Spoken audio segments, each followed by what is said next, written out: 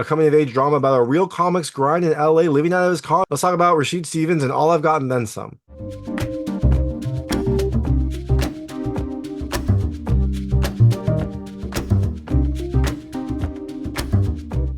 Hey everyone, it's David Stark from Watcher Pass. Today I'm here to talk to you about All I've Got and Then Some, which is coming to theaters on September 6, 2024. It is a new coming-of-age drama that centers on the life of Rashid Stevens as he is trying to make it in LA, trying to be a stand-up comic and dealing with the grind of being a stand-up comic and trying to live in LA out of his car. It is a heartfelt film. It has some very interesting scenarios. My hot take is I think you should watch it later. I liked that the film was a heartfelt journey. It had some laughs, some insights, and a really, really sweet end. There were a few things I didn't love as much about this movie, but overall, I think it's a pretty brave statement to show what you have to do to make it in LA when you come from nothing, when you just pack up your car, drive to LA with a dream, and then continue to pursue that dream for a very long time. How long that can take, some of the things you have to do, and the realization that you're probably going to go through some pretty bad times before you finally make it if you really want to kind of pursue that dream. So all that being said, I'm gonna tell you a little about the film, a few things I like, a few things I didn't like. I'll have a few spoilers at the end just because there are some things I really, really loved about this movie, so I want to talk about them briefly, but it'll just be at the end, so you don't have to worry too much about that until the ending section. Before that, though, I'll keep it vague. I'll keep it spoiler free. So in All I've Got and Then Some, it is a story of Rashid Stevens in one day in his life. It is an amalgamation of different things that happened to him. So it is a very eventful day, but these are all things that had happened to him or were based on things that happened to him. It is a pretty eventful day. There's a lot going on, and you get to see all the different things that he had to do just trying to survive in LA, pursue his dream, and live in his car. This is a very eventful day for him because it is his first paid gig. He has been doing stand-up comedy for I think 5 years at this point. This is the first time he's going to get paid to do it. And so, does he get to this gig? Does he make it? And what else happens along the way? Well, you have to watch the movie to find out. So, things I liked about this movie. The first, I love the heart. This is definitely a heartfelt story. It is a story of someone trying to tell their journey, trying to show what it takes to make it in LA. And you definitely get a sense that this is a very personal project, a very kind of project that is important to Rashid Stevens. And that definitely comes through right from the start, both from the scenarios and also some stories that are interjected while the movie is playing. There will be little brief asides where Rashid talks about a scenario or something similar that happened to him, where you can tell that this is really something that he wanted to tell. Second thing I love the humor. It is not a hilarious movie. Let me get that straight. It's not a super laugh out loud movie, but there are definitely some humorous moments in here, both stand-up comic moments and also just humorous situations that happen throughout the day. So there are definitely some laughs in here, but it's not just a pure comedy. It's not a ridiculous comedy, but there are enough moments of humor in here that make you kind of appreciate the journey and make you kind of smile throughout it. And the last thing I really loved, I love the ending. I thought the ending was really, really fantastic. It kind of made the whole journey worth it.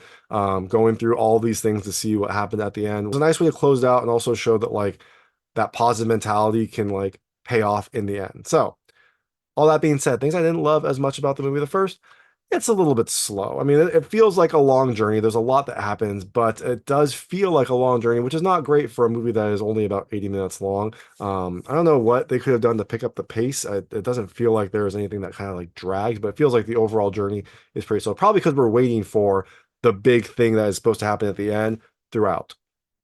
So, second thing I didn't love as much.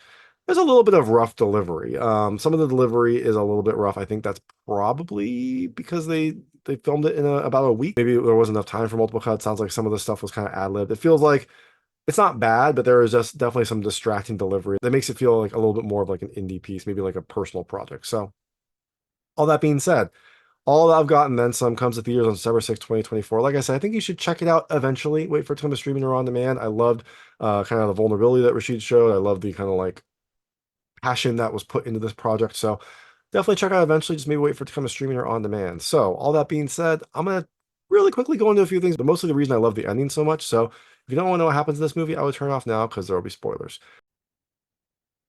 So All I've Got and Then Some starts with a typical day for Rashid Stevens. I mean, it's an amalgamation of things that happened, although he did say that he had some very busy days, but this day is pretty crazy.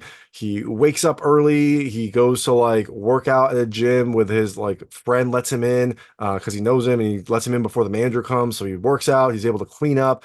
He does some Uber trips. He goes to an acting audition. He goes to an influencer house to help out with a TikTok video. There's a lot that happens to him during the day. But the through line through all of this is This is his first paid gig. This is the first time that he is going to be able to get paid for doing what he loves. He's been doing it for 5 years.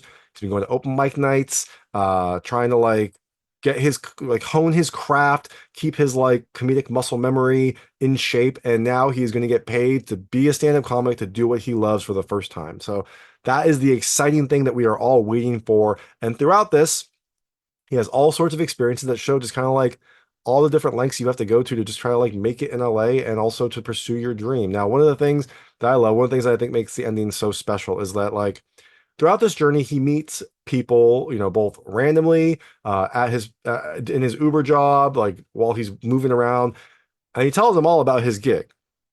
One of the people he meets pretty early on, at the very start of the day, is this girl on roller skates who she is roller skating to work. She gets stopped by a thug who is like harassing her, kind of like wanting her to spend time with him, and she doesn't want to, but he's like blocking her path.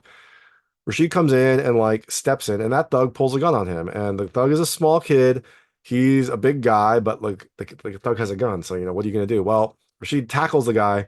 The gun flies away. The roller skate girl grabs the gun. They both jump in Rashid's car and drive away.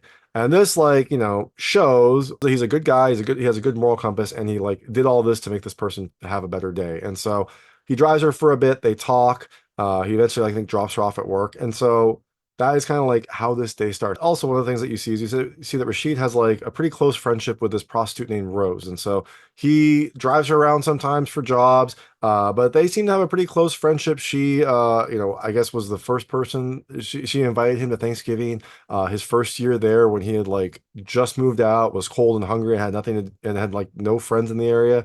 He spent Thanksgiving with her. They seem to have a pretty close friendship, like a family kind of relationship. And so this comes through both in like their interactions and some of the stories that they tell. Now, all this leads to Rashid's big paying gig that night. It's a small club, it's a small gig, but he's going to get paid. So it's a big moment for him. I guess he's going to get paid $10, which is not a lot, but hey, you know what? It is a step. It is a stepping stone in his journey, and it's a big momentous moment for him. So he gets there. He gets there a little bit late. They have to do some fandangling to get him on stage. Rose helps out to get him on stage as well. And so he finally gets up on stage. And when he does his show, I love it. He feels comfortable. He feels like in his element. A lot of times before, it didn't feel like he was like super comfortable around people. Like he was on a podcast, he didn't talk a ton. He was doing a TikTok video. He didn't really want to participate. But when he's finally up on stage performing, he looks comfortable. He looks happy. He looks like this is what he was meant to do. And while he is doing this show, you look around the room and there's people that we met along the way, all smiling. And specifically, the roller skate girl is there. She went to the show. She's there watching him. You get to see all their reactions. And after, Rashid and the roller skate girl go and like grab a bite to eat. They talk. They hang out that night. And then he drives her back to her car. And he gets out. He walks her to her car. And she's like, I'll call you when I'm home. And he's like, okay. She gets in her car. He starts walking away. His phone rings. He picks it up, and it's her. She's calling. She's like, hey, I'm home.